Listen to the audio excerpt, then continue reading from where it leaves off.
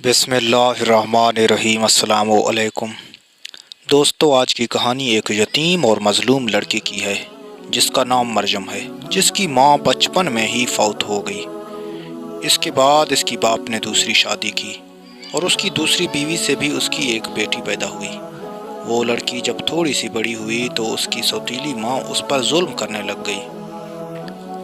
مریم سے ہر وقت کام کرواتی اور اسے پیٹ بھر کھانا بھی نہیں دیتی تھی۔ جب وہ تھوڑی سی بڑی ہوئی تو اس کے باپ نے اسے اسکول داخل کیا۔ وہ بہت ذہین لڑکی تھی، ہر کلاس میں ٹاپ کرتی تھی۔ جب وہ تیسری جماعت میں پہنچی تو اس کی سوتیلی ماں نے دیکھا کہ یہ تو میری بیٹی سے آگے نکل رہی ہے، اسی لیے اس نے ترکیب سوچی کہ کسی طرح سے اس کو اسکول سے نکالا جائے۔ اس چلاک اور مکار عورت نے اپنے شوہر سے کہا کہ مریم گھر میں میرے ہاتھ بٹاتی تھی کام کرنے میں، آپ نے اسے اسکول داخل کر دیا، اب مجھ سے اکیلے کام نہیں ہوتے، اسی لیے مریم کو اسکول سے نکال دیں۔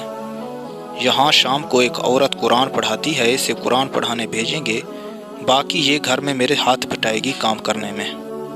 اس کے شوہر نے ویسے ہی کیا، مریم کو اسکول سے نکال دیا گیا اور شام کے ٹائم وہ قرآن پڑھنے جاتی تھی۔ مریم نے 1 سال میں قرآن حفظ کر لیا اور پھر وہ گھر کے کام میں ہی لگ گئی اور اس مکار اور چلاک عورت کی اپنی بیٹی اسکول میں ہی پڑھتی رہی۔ جب یہ دونوں لڑکیاں بڑی ہو گئی تو مریم کے لیے رشتے آنے لگے، کیونکہ وہ بہت خوبصورت اور شریف لڑکی تھی۔ لیکن جب بھی اس کے لیے کوئی اچھا رشتہ آتا، اس کی سوتیلی ماں انکار کر دیتی۔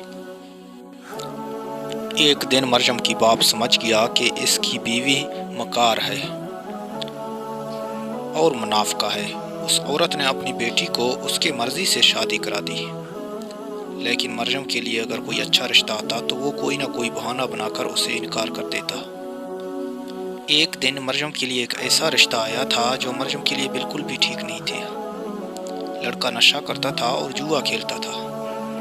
مریم کے سوتیلی ماں نے اپنے شوہر سے کہا، مریم اب بڑی ہوتی جا رہی ہے، اسی لیے اس کا رشتہ کرا دیتے ہیں۔ باپ جانتا تھا یہ مکار ہے، تو باپ نے کوئی بہانہ بنایا اور اس رشتے سے انکار کر دیا۔ ان کے محلے میں ہی ایک لڑکا رہتا تھا جو بہت شریف اور امیر لڑکا تھا۔ اس کا اور کوئی نہیں تھا، وہ اپنے گھر میں اکیلے رہتا تھا۔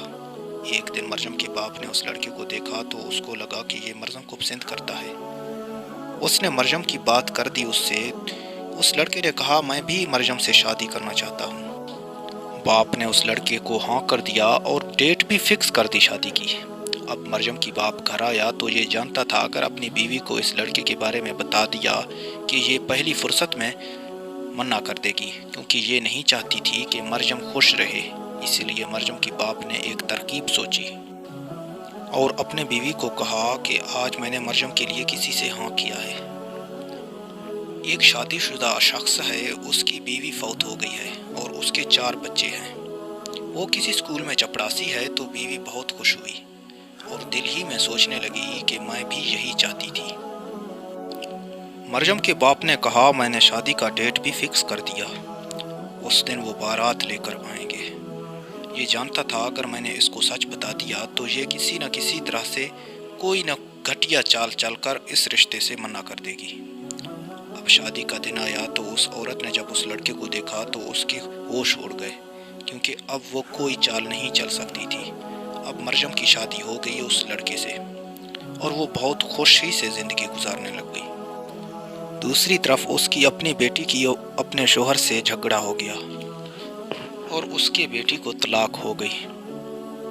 یہ سب صورتحال کے بعد وہ عورت سمجھ گئی کہ میرے ظلموں کا نتیجہ ہے جو میں نے مریم کے ساتھ کی ہے۔